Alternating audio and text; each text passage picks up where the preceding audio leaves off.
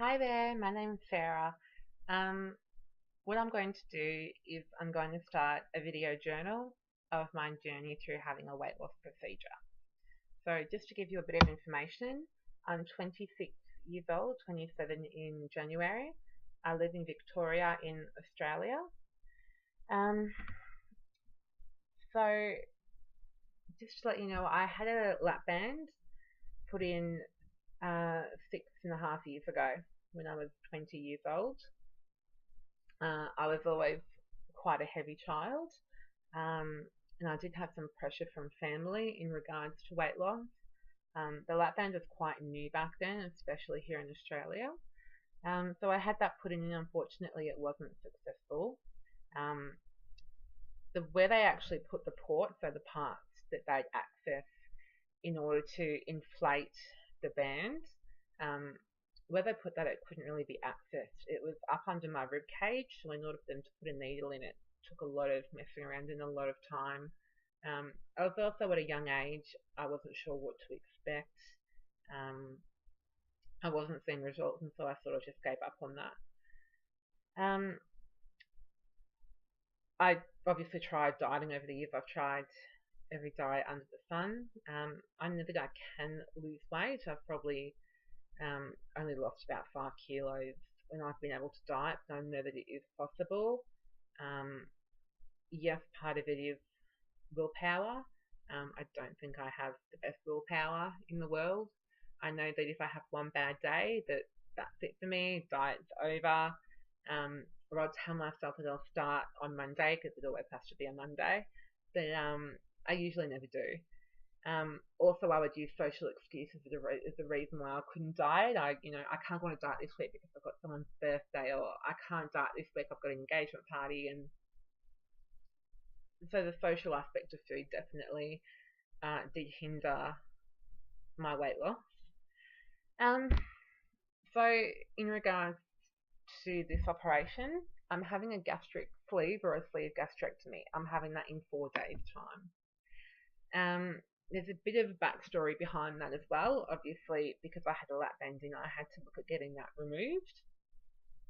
I found a surgeon who lives quite local to me and going through a private hospital. Um, so I found a surgeon and found it out it was possible to have another weight loss procedure on top of already having one. It's called revision surgery.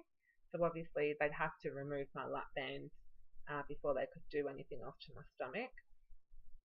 One of the first things that my doctor, Dr. Draper, did was he did a gastroscopy, which is where they put the camera down the mouth to have a look at your stomach. So he did that for me just so he could get an idea of what was wrong with the band, whether there was an internal problem or whether psychologically it just wasn't going to work for me, whether me having that inside my stomach, whether my body maybe just rejected it and didn't like the idea of it being there. It turns out the results of that were that the band had slipped quite considerably. In the little pouch above where the band was that was supposed to be restricting my food, that had ballooned and ballooned and ballooned, and it just stretched over time to the point where it was inevitable that that band wasn't going to work. I was quite relieved when I found out, just so I knew that it wasn't me. I wasn't the reason why it didn't work, and I had blamed myself for that over the years. So it was nice to know that there was an actual problem. So it was where to from there. And initially I chose to have a gastric bypass. The main reason being that it's much more acceptable for surgeons to remove a lap band and do a bypass in the exact same surgery. And that's what I wanted. I wanted it all done at once. I wanted to get on with my new life. I have things going on and I just wanted it to be over and done with. Unfortunately, that wasn't the case. When I woke up from the procedure, I found out that they couldn't do the bypass simply because the lap band, it was actually more damaged and it had slipped more considerably than it had shown in the gastroscopy. And so the area of my stomach where that was sort of stuck around, all of the skin around that was quite severely damaged. So obviously, if they went to do any further surgery, that skin wouldn't hold. I understand that now. Obviously, at the time, I was devastated. Um, so I had to let that heal for 3 months before I could go ahead with another procedure. So that was in September. We're now in December. It's been 3 months. Like I said, I've decided to go ahead with a gastric sleeve. A few reasons. I've got a friend who had a sleeve done, and she looks amazing. To be honest, I hadn't seen her in a while, and when I saw her, I didn't recognise her. I went up and introduced myself to her. I had no idea who she was, and she looked unbelievable. And she said that in the first 8 months she'd lost 60 kilos, and to me that's just inconceivable. I had no idea that that sort of weight loss could be achieved by weight loss surgery. So that's one of the reasons. The other one is that apparently a sleeve's easy to live with. I'm not as restricted in the sense that I won't have what they call dumping, which occurs with the bypass. So that's a good thing. Also, apparently weight loss happens faster with a sleeve. With a bypass, it's more slow and consistent. With a sleeve, it's usually within the first 6 to 12 months is the bulk amount of weight loss, which is obviously what I want. So yeah, I go in for that in 4 days. Just to let you know, when I was at my heaviest, which was at the start of September, before my first operation, before I had that lap band removed, I was 133.8 kilos. At the moment, I'm down to 124.6 kilos. So that's a loss of around almost 9-10 kilos. The reason I've lost the weight is here in Australia, when we have weight loss surgery, we have to go on what we call OptiFast for a certain time period before it. So I had to do this before I had the lap band as well. I had to do this when I had the lap band removed, and now I'm doing it again. So it's a meal replacement program. So 3 times a day, instead of eating, either having a meal replacement shake, bar, soup, etc. The main reason for that is to actually shrink the liver. It's not for weight loss. The reason being, when they open up the stomach or do their little incisions, they actually need to get access to the stomach, and the liver's usually in the way. So if they shrink the liver, it's easy to put to the side and get better and clearer access to the stomach.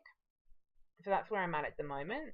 I was hoping to get down to 120 kilos before surgery, but considering that's in 4 days, I don't think it's likely, but we'll see how we go.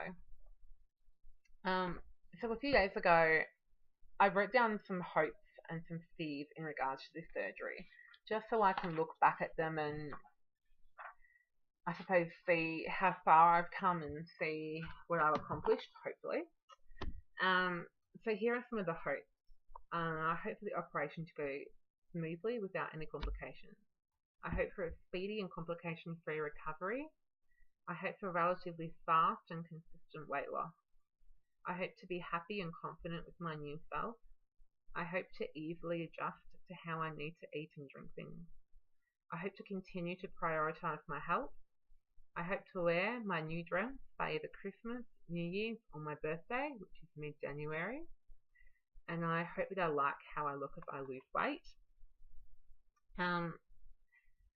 And my fears are that the operation won't work, that I won't lose that much weight, or that I'll regain weight, that there'll be complications like I had regarding the lap band, that I have loose or saggy skin as I lose weight, and that I won't rid myself of my love or emotional connection to food. So just to dwell on a few of those points, obviously I know that my eating habits will have to change. Considering I'll only be able to eat small amounts of food at a time, I need to be able to get the nutrients for my body to keep up my energy levels as I do that. I love food. I love cooking. I love eating out. I love socializing. I love entertaining around food. It's how I was brought up to celebrate. And so I do definitely have a connection to food. And like I said, I know that will have to change. I suppose going on the OptiFast for those 2 weeks beforehand is a great idea because it actually kickstarts an emotional change. Because I'm not eating, besides from my replacement meals, along with 2 cups of low GI and low starch vegetables a day, it definitely mentally gets me prepared into the way that I need to be so that I don't miss food. I suppose knowing that I won't be all that hungry as well also helps me.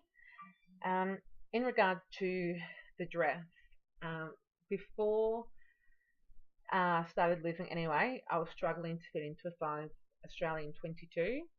I bought a dress that's a size 18, so it's 2 dress sizes down from a 22. I know that it might not be the most realistic idea. Mid-January, my birthday, that's a month and a half after surgery. I'm not sure if I could drop 2 dress sizes by then, but we can cross our fingers, and we'll see how we go. So I'll leave it at that for now. I'm not sure whether I'll post anything before I go into hospital, probably the night before maybe, but otherwise I'll definitely keep a journal of how I'm going afterwards, how the experience was, and please leave any questions. I'm more than happy to answer them for you when I can. So wish me luck if I don't post again, and I'll see you soon. Bye!